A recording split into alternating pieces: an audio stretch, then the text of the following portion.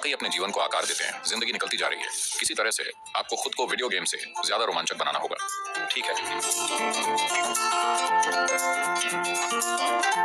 अगर आप हर दिन जीवन पर सही तरीके से ध्यान देते हैं तो ये कुछ खास बन जाएगा।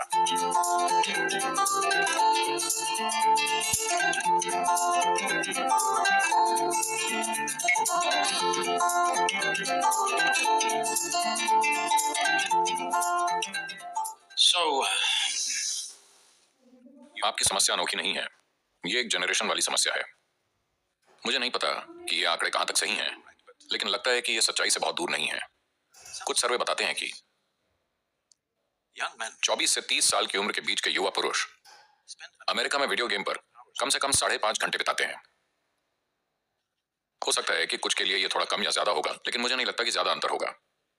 देखिए, एक युवा व्यक्ति के जीवन में ज्यादातर लोगों के लिए 24 से 30 साल की उम्र के बीच का समय वो होता है जब आप अपने जीवन को आकार देते हैं, है कि नहीं?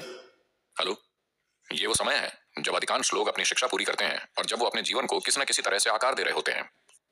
चाहे आप किसी पेशे में जा रहे हो या क्राइम में या राजनीति में, मुझे नहीं पता आपकी चॉइस क्या है, लेकिन ये वो समय है जब आप अपने जीवन को आकार दे रहे हैं। ऐसे समय में, जीवन के इस महत्वपूर्ण समय में, वो औसतन 5.5 घंटे किसी मूर्खतापूर्ण खेल खेलने में बिता रहे हैं। लोगों को गोली मारना या बतखों को मारना या कुछ और तरह तरह की अजीबोगरीब चीजें। मुझे तो पता भी नहीं कि और क्या क्या। मुझे केवल दूसरों ने जो बताया है वो बता रहा हूं। मैंने कभी कोई गेम नहीं खेला है। मुझे गेम पसंद है, लेकिन मैंने कभी वीडियो गेम नहीं खेला है क्योंकि मैं दूसरी चीजों में व्यस्त रहता हूं। मैं ये नहीं कह रहा कि ये पूरी तरह से गलत है। ये इस जनरेशन की चीज है। डिजिटल तकनीक नई है और स्क्रीन पर हर तरह की चीजें हो रही हैं जो दुनिया में हो रही चीजों से कहीं ज्यादा एक्टिव हैं, इसलिए ये लोगों को व्यस्त रखती है। ये कोई नैतिक मुद्दा नहीं है, ये एक मानसिक मुद्दा है। क्या आप एक मूर्ख बनना चाहते हैं ऐसी चीजें करके जो आपको कहीं नहीं ले जाने वाली? लास्ट में आपको बस एक बिंग मिलता है। खुद के साथ खिलवाड़, मशीन के साथ खेलकर, या देखिए जिंदगी निकलती जा रही है टिकटॉक करके। 24 से 30 साल की उम्र एक ऐसा समय होता है जब आपको यह तय करना चाहिए कि आप जीवन में किस तरफ जाना चाहते हैं, कई मायनों में, है ना? मेरे साथ 25 की उम्र में कुछ खास चीजें हुई। तो ये कुछ गलत करने के बारे में नहीं है, ये बात नहीं है। खैर, शायद एक दिन जब वीडियो गेम वर्ल्ड कप होगा, अगर आप विजेताओं के विजेता बनते हैं तो शायद लोग आपकी तारीफ करेंगे। तो मुझे आपको ये बताना चाहिए, मैं एक परिवार को जानता हूं, उनके 2 बेटे हैं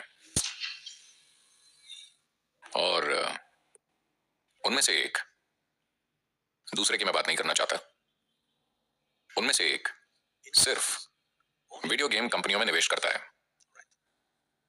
और वो दिन में लगभग 12 से 14 घंटे वीडियो गेम खेलता है और एक फिजियोथेरेपिस्ट आता है और हर दिन उसके जोड़ों की मसाज करता है, वरना वो बस इतना करता है। मैं उनके घर में 3 दिन तक रहा। इन 3 दिनों में एक बार भी दोनों भाइयों में से एक भी कमरे से बाहर नहीं निकला। तो दुनिया में अभी ये चीजें हो रही हैं क्योंकि नई तकनीकें हैं जिनको लेकर हम बहुत ज्यादा उत्साहित हैं। पहली बात तो यह है कि 3 साल की उम्र में आपने उसे ये खेलने के लिए दिया और वो कोई दूसरा खेल खेलना ही नहीं जानता। खेल का मतलब वीडियो गेम, यही एकमात्र गेम वो जानता है। आप इसके लिए बच्चे को दोष नहीं दे सकते। अब अगर आप चीजें ठीक करना चाहते हैं और बॉक्स को बाहर फेंक देना चाहते हैं तो हम नहीं जानते कि आपके साथ क्या होगा। जब लोग किसी चीज के आदी हो जाते हैं, वास्तव में आदी हो जाते हैं, और आप उनके रास्ते में आने की कोशिश करते हैं, तो वो निश्चित ही आपको मार देना चाहते हैं, है ना? और इसका वो पहले से ही वीडियो गेम पर अभ्यास कर चुका है, उसने बहुत अभ्यास किया है। तो बॉक्स को फेंकने की कोशिश ना करें। देखिए कि क्या आप उसकी रुचि बदल सकते हैं। उसे किसी ट्रैकिंग प्रोग्राम या पहाड़ चढ़ने वाले प्रोग्राम में डाल दें, कुछ ऐसा जहां शारीरिक और मानसिक तौर पे ध्यान लगता है। मुझे नहीं लगता कि वो टेनिस खेलने जाएगा, नहीं, लेकिन अगर आप इस तरह के प्रोग्राम में डालते हैं तो शुरू में उसे तकलीफ हो सकती है। वो भागना चाहता है पर वो भागने नहीं देते, और एक बार आप पहाड़ की चोटी पर पहुंच गए तो नीचे तो आना ही पड़ेगा। ऐसा करने से नीचे नहीं आएंगे, खुद उतर के आना पड़ेगा।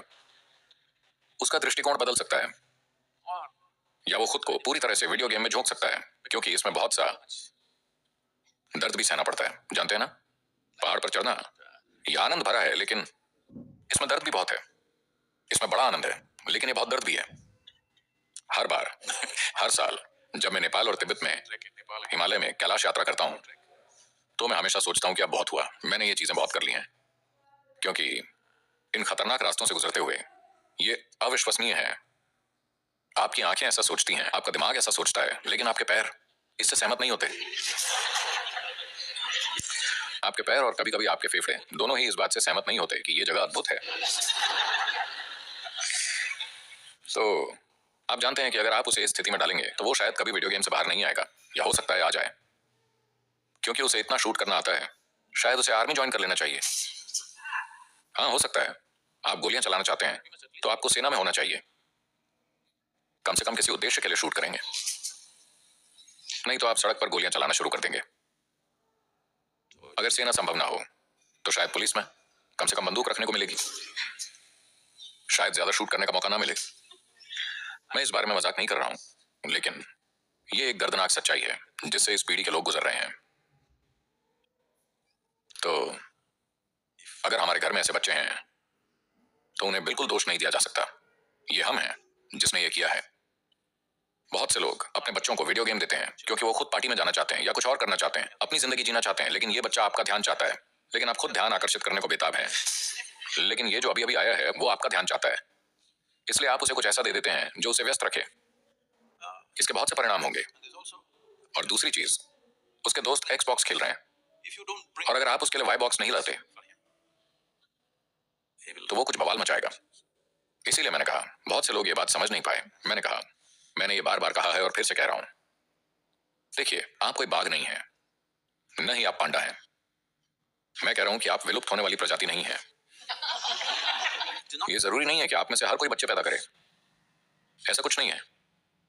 जिन लोगों को लगता है कि वो बच्चे चाहते हैं और एक खास समय, पर्याप्त समय इस नए जीवन को पोषित करने में लगाना चाहते हैं जो उनसे बेहतर बने, उन्हें ऐसा करना चाहिए, क्योंकि आखिरकार मानव पीढ़ी को आगे बढ़ाना है। लेकिन ये जरूरी नहीं है कि हर कोई बच्चे पैदा करे। तो अगर हम बच्चे पैदा करना चाहते हैं तो हमें एक निश्चित समय देने के लिए इच्छुक रहना चाहिए। वो बस अकस्मात ही अच्छे निकल जाएं, ये कोई बात नहीं हुई। ये सही नहीं है। एक बार जब हम एक नए जीवन जो अभी आया है की जिम्मेदारी लेते हैं तो हमें एक निश्चित समय, ऊर्जा और ध्यान देने के लिए इच्छुक होना चाहिए, जो इस जीवन को सबसे अच्छे तरीके से पोषित करने के लिए जरूरी है ना? तो एक चीज ये कि अगर आप अपने बच्चे को इस तरह की चीजों से दूर करना चाहते हैं, चाहे वो वीडियो गेम हो या टेलीविजन या कुछ और, तो किसी तरह से आपको खुद को ज्यादा रोमांचक बनाना होगा। वीडियो गेम से, टेलीविजन से या किसी और चीज से आपको अपने आप को ऐसा इंसान बनाना होगा कि वो आपके साथ रहना चाहे। तो आप अचानक, बच्चा कोई मशीन नहीं है कि आप कल सुबह उसका स्विच बदल देंगे कि वीडियो गेम छोड़ो और इंद्रधनुष का आनंद लो। ये उस तरह से काम नहीं करेगा। लगातार पोषित करना होता है, हर दिन हर दिन हर दिन, तब शायद काम कर जाए। कोई गारंटी नहीं है कि करेगा ही। हेलो, जिन्होंने बच्चों का पालन पोषण किया है वो जानते हैं कि शायद काम कर जाए। ऐसा कुछ नहीं है कि काम करेगा ही, ऐसा कुछ नहीं होता। अगर आप पर्याप्त ध्यान देते हैं तो परिणाम अच्छे होंगे, वरना हम नहीं जानते, क्योंकि आप अकेले नहीं हैं जो उन पर ध्यान दे रहे हैं। बहुत से दूसरे लोग भी हैं जो उन पर ध्यान दे रहे हैं, और शायद वो आपसे अधिक प्रभावशाली हों। हाँ, सड़क के उस तरफ रहने वाला कोई आपसे कहीं ज्यादा प्रभावशाली हो सकता है और उन्हें आपसे कहीं ज्यादा प्रभावित कर सकता है। हाँ, तो अरे सदगुरु, मैंने आपसे बस वीडियो गेम के बारे में पूछा था। अब आप कह रहे हैं कि मैंने बच्चा पैदा करने की गलती कर दी। मैं वो नहीं कह रहा, मैं बस इतना कह रहा हूं कि ये एक इंसान को संभालने का परिणाम है जिसमें आप खुद भी शामिल हैं। अगर आप इसका ठीक से ध्यान रखते हैं हर दिन, तो ये कुछ बन के निकलेगा। अगर आप सोचते हैं कि 12 सालों में बस एक बार ध्यान देना पर्याप्त है, तो ये केवल संयोगवश ही होगा। जब कोई परिणाम संयोगवश अच्छा या बुरा होता है तो आप हमेशा चिंतित रहेंगे, भले ही वो अच्छा हुआ हो, क्योंकि इत्तेफाक से हुआ है। You must understand it's not about fixing your child's life. It's about fixing this life.